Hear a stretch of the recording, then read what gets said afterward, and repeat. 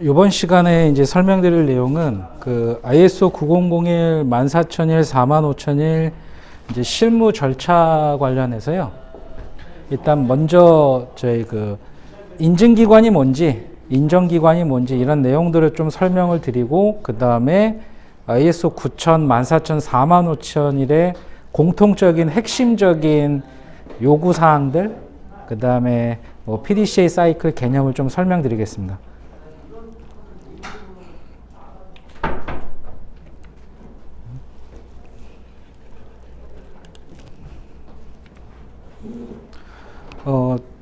여기 ISO 인증제도 개요 및 체계가 나와 있는데요.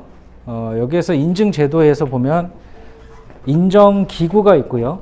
그리고 인증기관, 인증업체. 이제 인증업체는 사실상 이제 저희가 만나시는 기업들, 고객이라고 보시면 되고요. 통상 ISO 인증은 제3자 인증이에요. 자, 거기에서 제3자는 인증기관과 인증업체, 즉 고객이겠죠. 그리고 여기는 누가 끼냐면 바로 제3자인 심사원이 끼게 돼 있어요.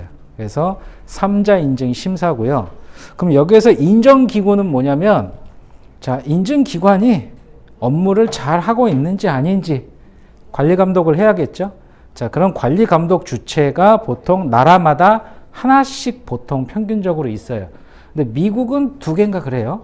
근데 통상적으로는 거의 국가별로 하나 정도의 인정기구들이 있어요. 그게 지금 보면 우리나라는 캡, 미국은 아까 아납, 그 다음에 영국은 유카스, 일본은 잡, 그리고 뭐 호주는 자스안츠, 독일은 닥스, 이런 식으로 그 나라별로 인정기구, 그 감독기관들이 있고요. 미국은 여기에 IAS라고 하나가 더 있어요. 자, 그렇게 이제 인정기구들이, 자, 국내에서 활동하는 인증기관들을 관리 감독해요. 자, 인증 업무를 잘 하고 있는지. 자, 근데 저기 우리나라 같은 경우는 한국 캡이라고 말씀드렸어요. 근데 아까 두 번째 시간에 설명드렸던 것 중에 국내 인증기관이 한 200개에서 300여 군데 있어요. 우리나라에서 활동하고 있는. 자, 근데 그 중에 한 3분의 1 정도, 100개가 좀 채 안 되는 국내 인증기관. 자, 국내 인증기관은 바로 우리나라의 캡. 여기에서 관리 감독을 해요. 그럼 나머지 한 3분의 2가 되는 해외 인증기관들은 그 나라별로, 아까 에이전시라고 말씀을 드렸어요. 미국계 인증원을 갖고 왔으면 아납, IAS, 여기에서 감독을 받는 거고요. 영국이면 유카스, 뭐 호주면 자스안츠, 뭐 닥스, 이런 식으로 그 해외에 있는 인정기구의 관리 감독을 받아요. 근데 이게 왜 해외 인증기관이 국내에 더 많냐면, 캡은 우리나라에 있어요. 네. 자, 그러니까 차 끌고 그냥 오면 돼요. 자, 근데 해외에 있는 인정기관들은 비행기 타고 한국으로 와야 돼요. 자주 올 수가 없어요. 네. 그러다 보니까 해외 인증기관들이 일하기가 더 편해요. 네.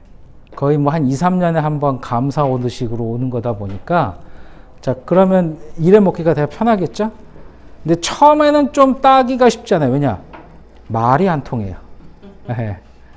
네, 그런 단점은 있는데 일하기는 편하다. 그래서 보통 해외 인증기관들이 국내에서 많이 활동해요. 그리고 뭐 가끔 저런 경우들도 있어요. 국내 인정기관도 하고 해외 거 2개 이상 하는 경우들도 있어요. 저희가 보통 메이저급이라고 불리는 한 10개에서 20개 내외, 그러니까 인증업체 수를 거의 한 몇천 개에서 10,000개 이상 들고 있는 그런 데들은 인정기구들도 여러 개를 거래해요. 예. 자, 그래서 ISO 인증제도는 인정기구, 인증기관, 인증업체인데, 자, 여기에서 제3자 인증심사인 인증기관과 인증업체의 바로 중간에 ISO 심사원인 제3자가 심사를 하는 거예요. 여기 하단에 보면 한국인정기관, 뭐 심사원 자격하고 이렇게 있는데요. 심사원도, 자, 인증기관도 감독하는 기관이 있어요. 자, 그럼 심사원도 감독하는 기구가 있어요. 그게 우리가 카라고 불러요. 심사원 등록기관. 자, 우리나라는 그 카라고 부르고, 자, 해외 쪽에는 또 다른 나라도 또 있겠죠? 자, 그거를 또 끌어오는 거예요. 자, 그게 뭐 이그젠플러든 PCA든 저기 IQSC든 그런 심사원 등록기관들이 있어요. 해외에 적을 둔. 자, 그럼 저는 이제 지금 현재는 이그젠플러에 등록이 되어 있는 거예요. 아마 이제 수료를 지금 오늘 수료 과정을 하시는 분들도 나중에는 수료증이 이그젠플러 쪽 IQSC로 나올 거예요. 수료증은. 근데 나중에 최종 심사원 등록증은 이그젠플러 쪽으로 해서 증서가 나올 거예요. 자, 그러면 이제 여기에서 요 내용은 바로 심사원 자격에 관련된 절차를 좀 설명을 드린 거예요. 그리고 뭐 ISO 인증 제도 개요 및 체계인데 이건 아까 오전 시간에 잠깐 말씀드렸던 9001 품질, 14001 환경, 45001 안전보건. 자, 근데 그거 외에도 더 있어요. 뭐 정보보호, 뭐 사회, 윤리 쪽이면 가장 많이 요새 최근에 나왔던 게 ESG 때문에 부패 방지, 준법. 자, 이런 것들이 다 37001이라 37001, 37301 이런 식으로 다 ES의 소셜 파트에 들어가 있는 것들이 있고요. 그 다음 IS 26000 지속 가능 경영 관련된 내용도 이렇게 있다. 이건 그냥 보시면 돼요. 자, ISO 이제 대표적인 규격 넘버링을 작성해 놓은 거예요. 저희가 오늘 다룰 내용은 품질과 환경 안전보건 이 세 가지고요. 이 외에도 더 있어요. 아, 그리고 가끔 물어보시는 분들이 계세요. 숫자가 높으면 좋은 거 아니냐라고 진짜 잊어먹을 막 하면 물어보시는 분들이 가끔 있어요. 자, 정확하게는 숫자가 높다고 해서 좋은 건 아니고요. 이거는 그냥 코드 번호라고 보시면 돼요. 식별 번호. 그래서 대부분 9001은 품질 경영 시스템의 요구사항이라고 지칭하자. 자, 이런 식으로 정해 놓은 거예요. 근데 오늘 저희가 다루는 9001, 14001, 45000은 뭐 식품 제조든 전기 전자든 건설업이든 어디든 다 똑같이 동일하게 적용돼요. 근데 여기에 보면은 나머지 것들을 자세히 보시면 업종마다 특성에 따라서 받는 게 다른 경우들이 있어요. 자, 그 중에 ISO TS16949 이거는 자동차 부품 협력사들만 받을 수 있어요. 완성차 업체랑 거래 실적이 없으시면 받을 수가 없어요. 자, AS9100은 우리 항공기, 비행기 할 때 받는 거고요. DQMS 같은 경우는 국방부, 우리나라 군수청, 국방부 할 때 받는 거예요. 자, 그리고 22000은 식품업체. 그러니까 비슷한 게 저거죠. 해썹 인증.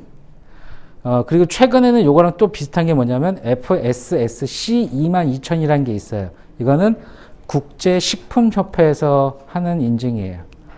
그리고 의료기기. 요거는 가끔 보셨을 거예요. 13485. 안마의자, CE. 의료기기 같은 것들 있죠? 아니면 병원에 가보시면 초음파 기계에 조그맣게 이런 게 있어요. 네. 자, 그게 13485. 뭐 정보보안은 27000. 요거는 저희 카카오, 우리 K뱅크, 카카오뱅크 요거 받아요. 왜냐? 정보보안. 마이데이터 사업자라고 해서 어플리케이션으로 모바일 뱅크 있죠? 그 조건이 마이데이터 사업자들이에요.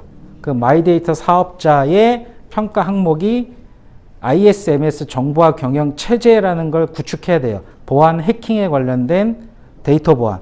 거기에 그 개념이 ISO 27001이에요. 정보 보안. 자, 이런 식으로 규격 넘버링들이 되게 많아요. 이런 게 있다라는 정도만 알아두시면 돼요. 근데 저희가 오늘 다룰 건 9001, 14001 안전보건.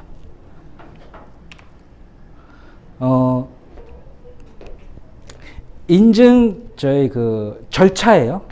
사실 요거는 단순하게 돼 있는데 가급적이면 요 순서는 좀 알아두시는 편이 좋아요.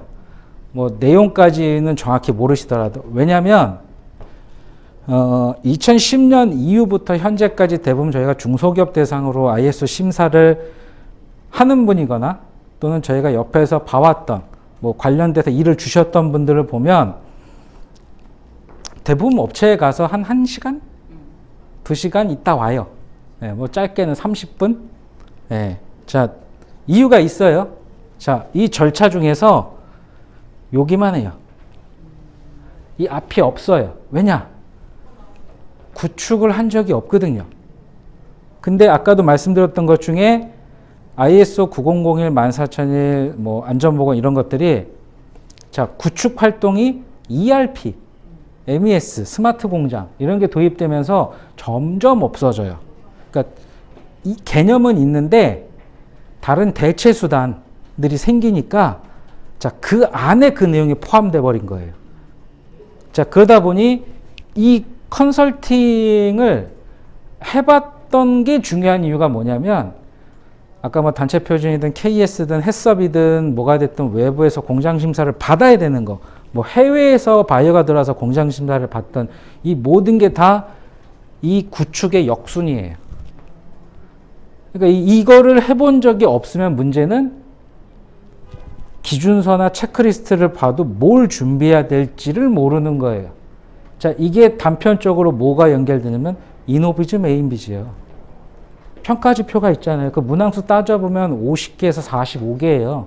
오지선당이에요. 곱하기 5하면 250개예요.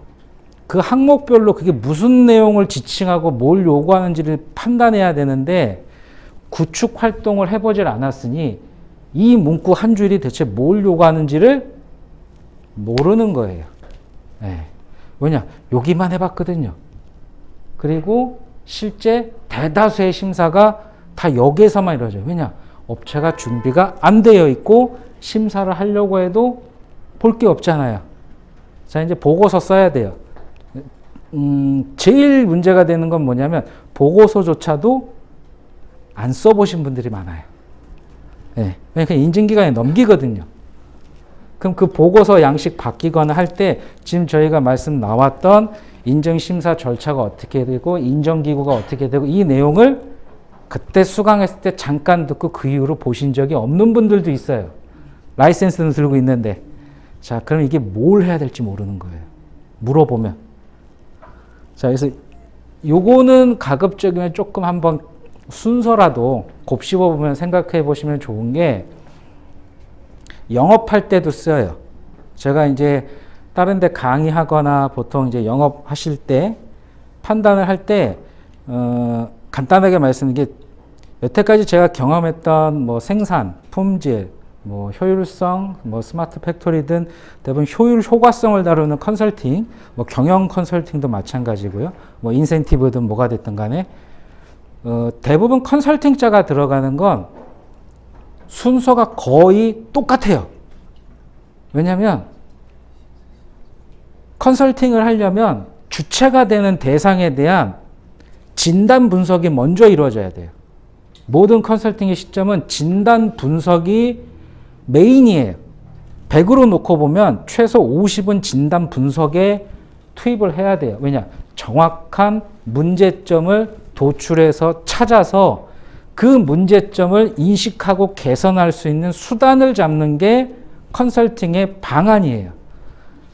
자, 그리고 나서 거기에 툴은 많이 나와 있어요. 뭐 저희 가끔 툴 중에 뭐 스왓 분석이든 BCG든 뭐가 됐든 자, 툴은 많이 나와 있어요. 자, 그건 도입해서 분석하고 방안 도출해서 컨설팅은 인력 투입해서 짜면 돼요. 생산이든 경영이든 마케팅이든 뭐가 됐든 개발이든. 자, 그리고 나서 그 문제점을 일정 기간 내에 해결했을 때 결과 산출물을 KPI 지표로 뽑아내면 되는 거예요. 자, 이제 이 뒷단은 잊어버리셔도 돼요. 저희가 그렇게까지 할 일은 없기 때문에. 자, 기억해 두실 건 진단 분석이에요. 기업의 문제점을 파악하는 게 먼저잖아요. 자, 그러면 저희가 가장 대표적으로 기업들 대표님들하고 만났을 때, 자, 저희가 어떤 거를 제안을 하실 때는 뭐 ESG가 됐든 세무가 됐든 특허가 됐든 이익 소각이 됐든 자, 어떤 형태의 제안을 하시는 것들은 이미 저희가 공식화해서 짜임새 있게 그 다음 얘기할 거 다 알고 계세요. 자, 근데 대표이사가 그거 외에 물어보는 것들. 자, 그럼 그 실제 그 기업이 겪고 있는 문제점일 가능성이 높아요. 또는 관심도가 있거나. 자, 그거를 먼저 캐치하셔야 돼요.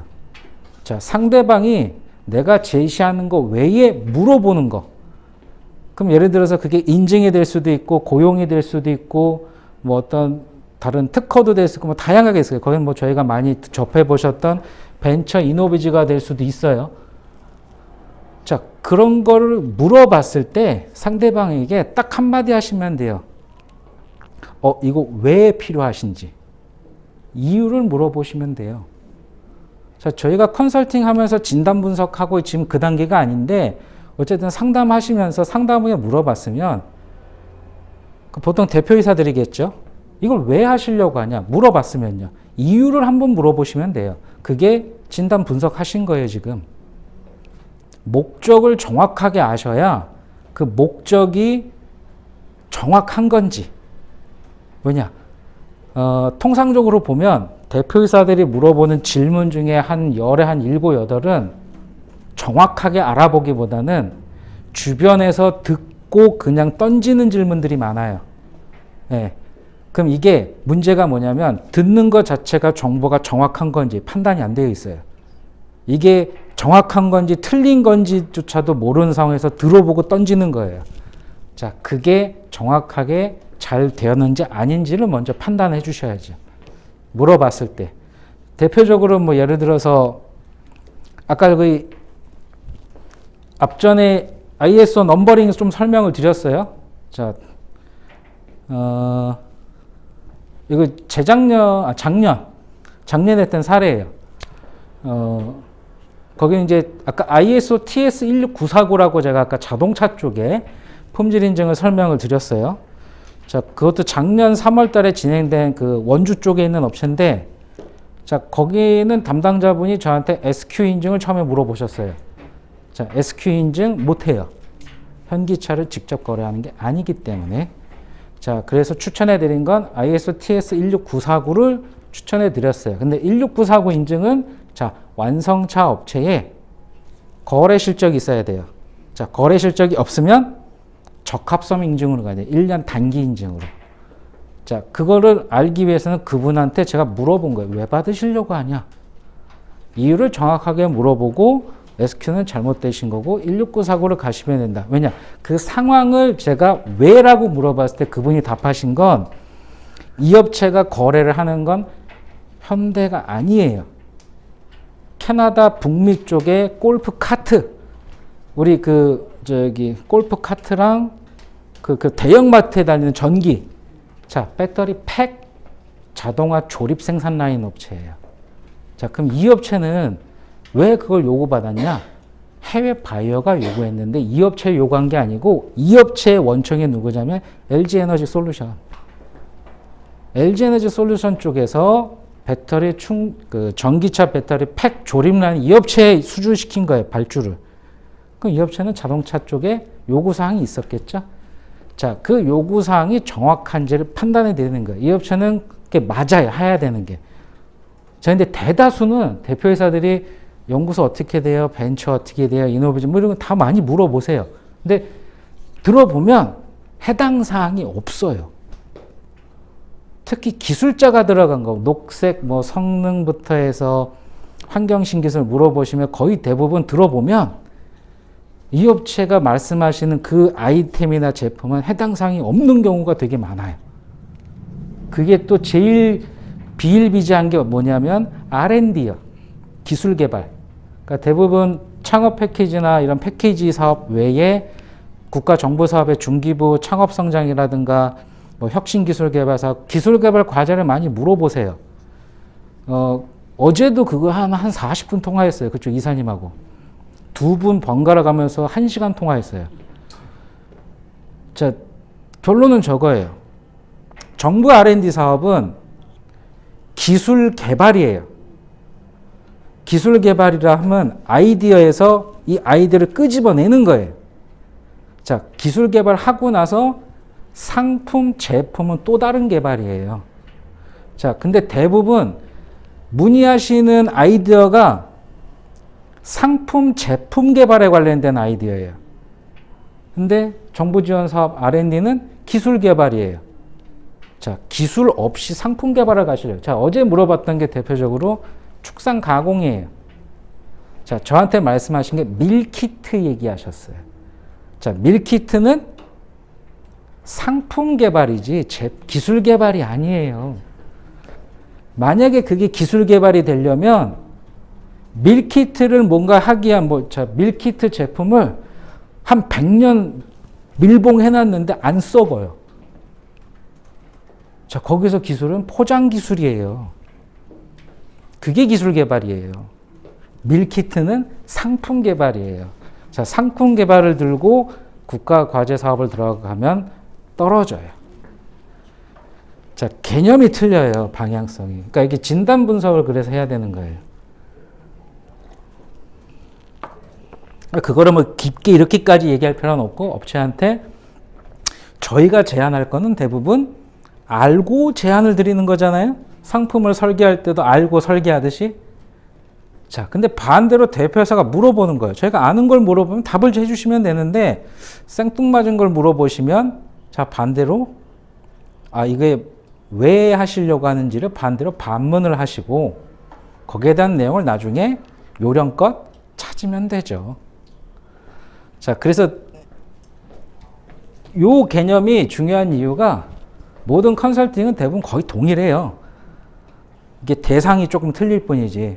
근데 ISO 쪽은 대부분 도입하고 마스터 플랜 요 단계가 뭐냐면 교육하고 요까지가 진단 분석 단계예요. 그러니까 대부분 예전에 가끔 좀 나이 지긋하신 사장님들 ISO 얘기하시면 옛날에 나 직장 다닐 때 되게 힘들었어 라고 하시는 분이 가끔 있어요. 사장님들 중에 한 50 넘어가신 분들. 자, 그때가 뭐냐면 90년 후반에서 2000년 초반대. 자, 그때는 한번 컨설팅 들어가면 이 과정은 보통 6개월, 1년 했어요. 그것도 막 팀 여러 군데 사람 차출해 갖고 모아서 하루 종일 회의하고 문서 쓰고. 자, 그 서류가 이 방을 꽉 채워요. 네. 자, 근데 지금은 그게 노트북 하나예요. 네. 굉장히 많이 줄었죠. 20몇 년 사이에. 자, 그래서 기본적으로 ISO 쪽에 이 도입부터 해서 구축, 요까지가 진단 분석이고, 그걸 가지고 기술하고 써야겠죠. 절차서예요. 절차서를 하고, 자, 절차서를 다 만들었으면 뭘 해야 되냐면 운영을 해봐야 돼요. 이제 저거죠. 아까 첫 시간에 회사의 사용 설명서가, 회사 사규가, 내규가 매뉴얼 절차서라고 말씀드렸잖아요. 요까지가 매뉴얼 절차서 이제 쓴 거예요. 네. 여기 절차서 작성까지가 이제 우리 사내 매뉴얼, 우리 회사 사용 설명서 쓴 거예요. 자, 이거 갖다가 아까 두 번째 시간에 최적화라가 하나 있었어요. 최적화는 운영해보고 안 맞는 건 버리고 새로운 건 도입하고 계속 맞춰가는 거잖아요. 다이어트 하면 몸무게 점점 빠지듯이 옷 맞는 거 입어야 되잖아요. 최적화 하기 위해서는 해봐야겠죠. 실행해보는 거예요. 운영.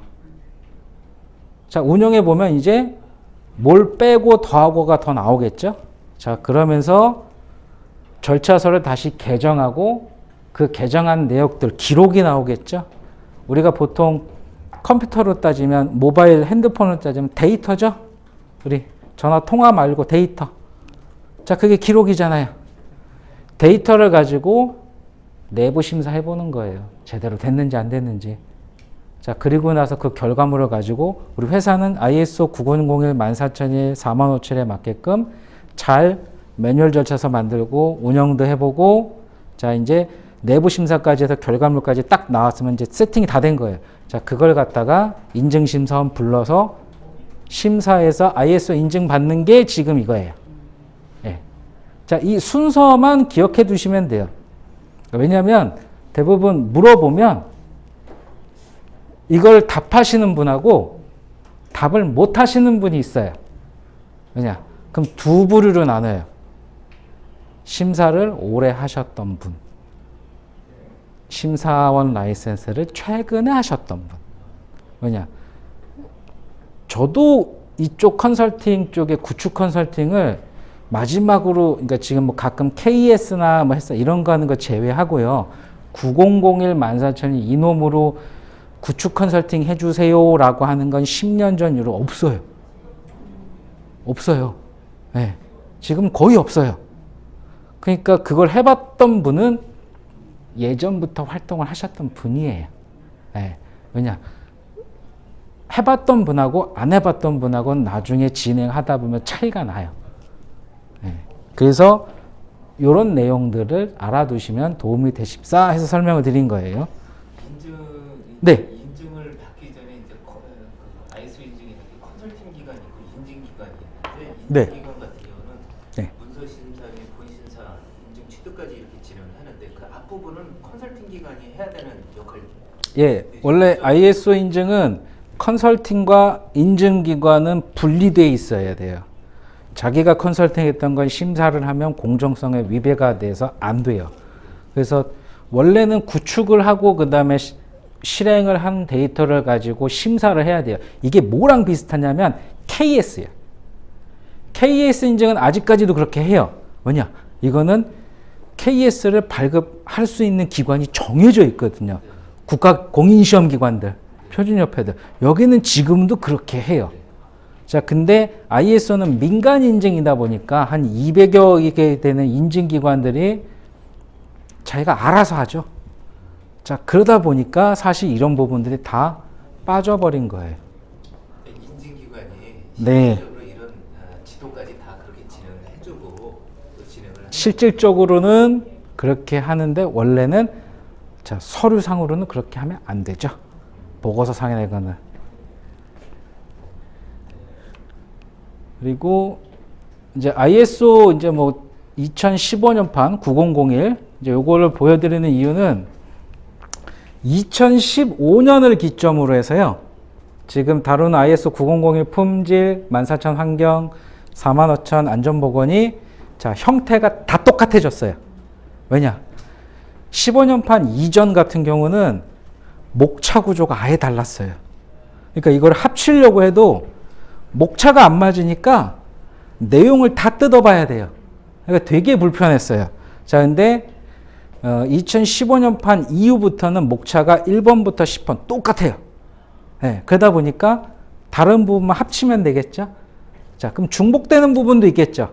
자, 그래서 나중에 이따 설명드릴 때 ISO 9000, 14000, 45000은 통합심사가 가능해요. 그 통합심사가 가능하기 때문에 맨데이가 중복되는 게 있겠죠? 그래서 할인되는 거예요. 심사비도 할인되는 거고요. 그래서 요게 지금 현재 저기 상위 레벨 구조. 자, 여기 보면은 2008년판 버전은 4장부터 8장까지 돼 있어요. 근데 2015년판 이후부터는 4장부터 10장, 앞에 1, 2, 3장은 그냥 뭐 용어 해정 이렇게 그냥 기본적인 들어가는 내용이고 4번부터 10번까지 이 식으로 9000, 14000, 40000 다 똑같아요. 그리고 이따가 설명드릴 것 중에 하나가 핵심이 요 PDCA 사이클과 그리고 14000에서는 환경 측면 파악 및 영향 평가 그리고 안전보건은 핵심이 되는 게 위험성 평가 이걸 설명드릴 거예요. 사실 그것만 하면 9000, 14000, 45000 핵심은 다 끝나요. 그리고 이제 그 다음에 활용을 설명드릴 거예요.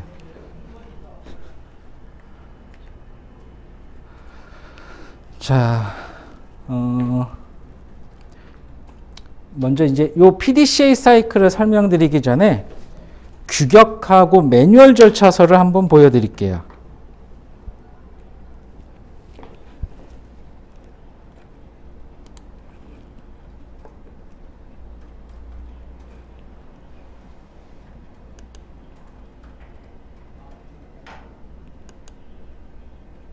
자, 요게 ISO 9001 2015년판 규격이에요. 보시면 1번 적용 범위, 2번 인용 규격, 3번 용어와 정의 이렇게 돼 있어요. 자, 그럼 여기 아까 4장부터 조직 상황, 리더십, 기획, 지원 그리고 8장 운영 9장 성과평가 개선. 자, 이게 14,000, 45,000 목차 다 똑같아요. 합치면 되죠. 통상 어디가 틀릴까요? 자, 이 목차 중에서 9,000, 14,000, 45,000이 자, 지원까지는 거의 비슷해요. 어디가 주로 다르냐면 8장 운영 부분이요. 여기가 달라요. 이 부분이 14,000은 환경, 그리고 8장의 안전보건은 안전보건에 관련된 내용이 들어가는 거예요. 그럼 8장을 합치면 통합이 되겠죠? 네, 구조가 이런 식으로 되어 있어요. 자, 요건 9001이고요.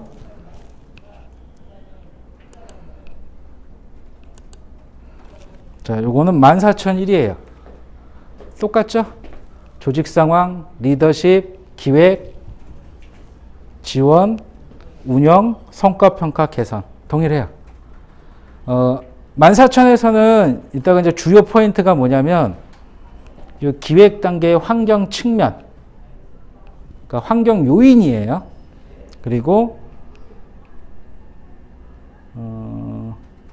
여기 환경 영향 평가 비상사태 요게 들어가고요. 그리고 안전보건, 오늘 아마 많이 설명할 건 안전보건인데, 여기도 안전보건도 보면 조직 상황, 리더십, 기획, 지원, 운용, 성과 평가, 개선 똑같아요. 그런데 안전보건에서 요구하는 거는 리스크와 그 다음에 여기에 들어가는 위험성 평가.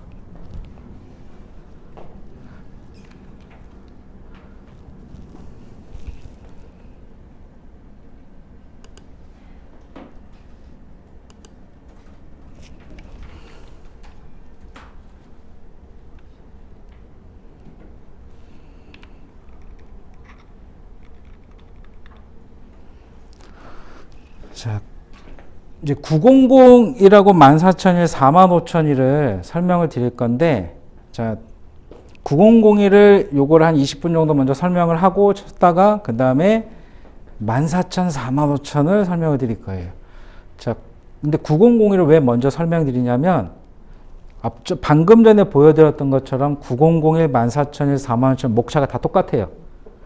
중복이 거의 다 돼요. 단지 다른 건 환경에서는 환경 파트랑 안전보건에서 안전보건 이 두 부분만 틀린 거예요.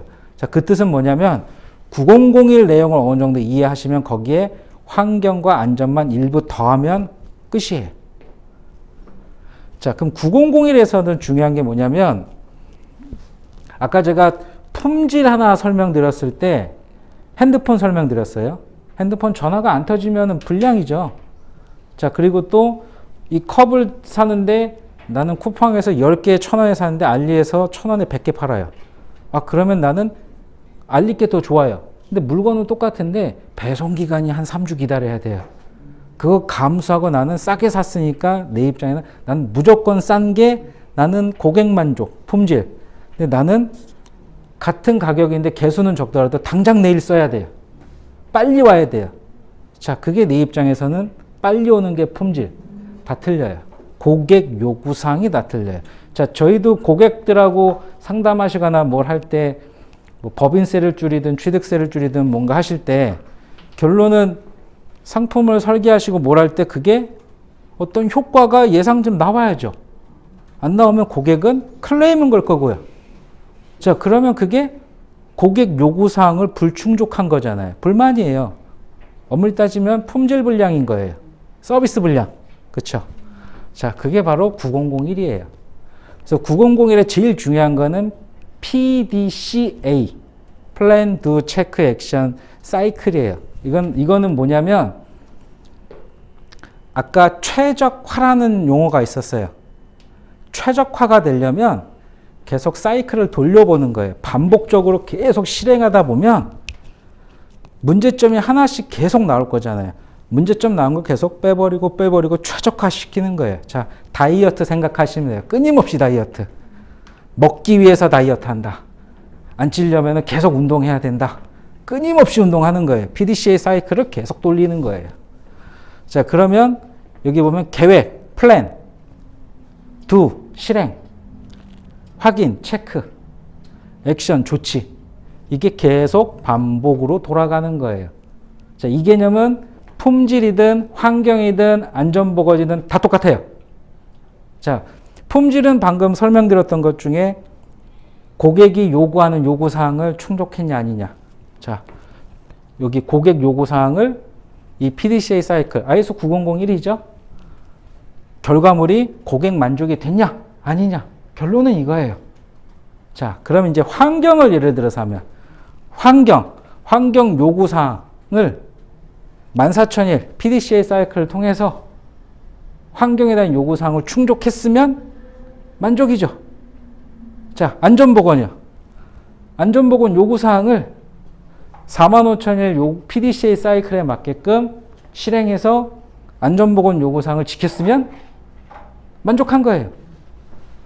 원리는 동일해요. 자, 그러면 사례를 설명드릴게요. 환경은 자, 우리나라에서 환경, 그 다음에 안전보건은요, 안 지키면 어떻게 되죠? 처벌을 받죠. 자, 근데 품질은요? 안 지키면?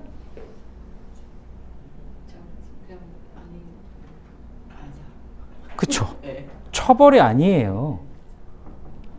일부 특정 뭐 식품이나 이런 거는 법이 있는 거 그런 거 제외하고 생활용품, 공산품.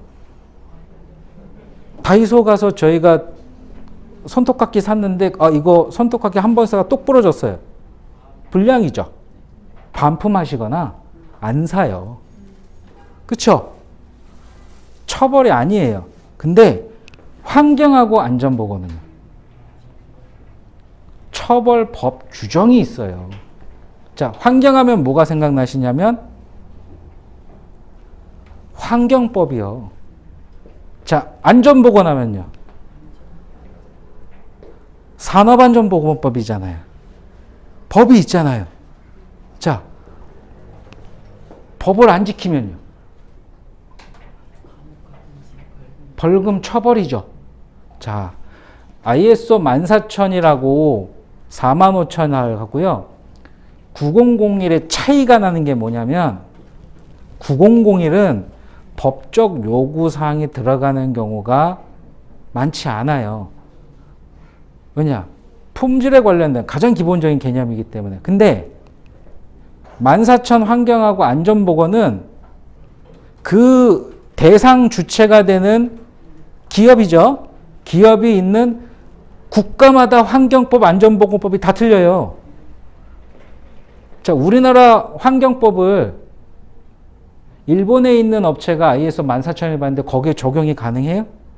아니에요. 그 일본에 있는 환경법을 따라가야 돼요. 자, 예를 들어서 삼성전자가 한국 공장 외에 인도의 공장을 만들었어요. 자, 인도의 공장을 만들었는데 인도에도 환경법이 있을 거잖아요.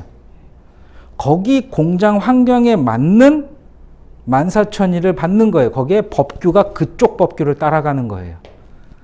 자, 그래서 대부분 이게 어디서 이제 응용이 되냐면 우리나라 화학이요. 섬유. 자, 이런 거 어디로 빼요? 제3국가나 동남아시아로 뺐잖아요. 그게 대표적인 나라가 저기였잖아요. 전 세계 제조공장. 중국이요. 중국이 산업 발전할 때 OEM 생산, 전 세계에 있는 OEM 생산 공장이랑 공장 다 끌고 왔잖아요. 자, 유럽에서 환경 문제 터지어갖고 안 하는 제조, 화학볼터 이런 것들 다 중국으로 갔었잖아요. 지금은 이제 얘네도 환경 신경 쓰니까 내보내죠. 예. 그때는 돈이 되니까 끌어오는 거예요. 그 중국으로 다 몰리는 거예요. 환경법 규제를 완전히 풀어주니까. 그렇죠? 자, 그럼 우리나라에서 지금 미세먼지 콸콸 쏟아지는 화력발전소 서울 중심지 시청에서 돌리고 있다 생각해 보세요. 난리 나요. 대기 환경, 소음부터 해서 난리 나잖아요. 다 환경법이에요. 허가 자체를 안 내줘요. 자, 그래서 대부분 14000은 법이 1순위예요. 법규 준수. 두 번째가 아까 그 9001 품질처럼 고객 요구 사항이에요. 환경. 자, 근데 자, 생각을 해보세요. 환경 기준 많이 충족한다고 해서 돈이 될까요? 제조업체, 우리 중소기업 입장에서 아니에요. 다 돈이에요. 9001 품질로 돈 벌어갖고 14,000의 환경하고 45,000 안전보건은 돈을 갖다 쓰는 거예요. 그럼 돈을 써야 되니까 잘못 쓰다가는 마이너스 나겠죠. 자, 그래서 대부분 환경하고 안전보건은 최소한의 것만 해요. 남들보다 뭐 뛰어나게 몇십억씩 들어갖고 뭐 더 좋게 환경 설비하고 이거 안 해요. 최소한의 것. 그 최소한이 뭐냐? 법이요. 법이 최소 기준이잖아요. 법을 안 지키면 처벌 벌금 받으니까 자, 최소한의 기준만 가는 거예요. 자, 그래서 이거를 나중에 잘 아시면 어디까지 가시냐면 공장 등록하고 인허 가요. 공장 등록 인허 갈 때 먼저 보는 것 중에 하나가 환경이에요. 저거 있죠? 한 5, 6년 전에 저 정확히 기억하는데 경북인가? 성주군 한창 시끄러웠던데요. 사드요. 미사일 방어 체제 사드 미군에서 거기에서 뉴스 만창 떠들 때 그 용어 중에 저가 나왔잖아요. 환경 영향 평가. 미사일 방어 체제를 거기에 딱 설치하면서 그때는 국방부에서 북한에서 막 뭐라 하는데 자 거기에서 성주군에 사람 으쌰으쌰 하고 있잖아요. 그거 들어와서 그 삼양 녹지 여기 환경 어떡할 거예요. 그때 얘기하는 거 환경 영향 평가예요. 환경에 어떤 영향을 줄 거냐. 환경 영향 평가예요. 저희가 하천에 뭐 하나 공장 들어설 때 물 뿌리는 것도 여기에서 폐수 나오는 거 다 환경 영향 평가해요. 4대강 할 때 가장 많이 나왔던 게 강 녹지, 그 녹조로 생기는 거 환경 영향 평가 하잖아요. 어떤 영향을 주는지. 그게 다 환경 영향 평가예요. 환경 법규를 기준으로 해서. 자, 그래서 14,000 환경은 바로 우리나라 환경 법규가 들어가 있어요. 그거를 첫 번째로 잘 지키는 게 준수. 그걸 법규 준수해야 되잖아요. 담배 꽁초 버리면 벌금 물듯이 준수, 법규 준수 평가하고 환경 영향 평가를 하는 거예요. 자, 이걸 똑같이 안전보건에 생각해 보세요. 산업안전보건법 지켜야 되죠? 그거 안 지키면 형사소송법으로 처벌한대요. 중대재해처벌법. 똑같아요. 법규 준수, 안전보건. 그쵸? 네. 자, 45,000이 그래서 그 중대재해처벌법에 어떤 연관성이 있냐라는 이유가 뭐냐면 바로 이놈 때문인 거예요. 45,000에 바로 법규 준수가 들어가 있잖아요. 산업안전 우리나라 보건법이죠. 자, 산업안전보건법에서 요구사항이 위험 요인 파악, 위험 기계기후 파악, 위험성 평가, 안전보건관리 계획서에 똑같이 들어가 있어요. 그래서 45,000이 중처법하고 연결된 이유가 그 때문이에요. 근데 내용을 뜯어보면 인증서 요구하는 게 아니에요. 실행 데이터 요구하는 거예요. 자, 그래서 PDCA 사이클은 9001이나 14,000이나 안전보건 다 개념은 똑같아요. 단지 그 알맹이가 품질은 처벌이 아니죠. 우리 상호 간의 협의죠. 자, 근데 환경하고 안전보건은 최소 기준이 있어요. 그게 각 나라마다 갖고 있는 환경법, 산업안전보건법이에요. 자, 우리나라 산업안전보건법이 유럽 산업안전보건 똑같을까요? 달라요. 중국하고 똑같아요. 달라요. 자, 아까 첫 번째인가 두 번째 시간 잠깐 얼핏 설명드렸던 것 중에 우리나라는 지금 현재 1월 24일 기점으로 해서 중대재해가 먼저 이슈화가 되고 있는데 해외는 중대재해가 아니에요.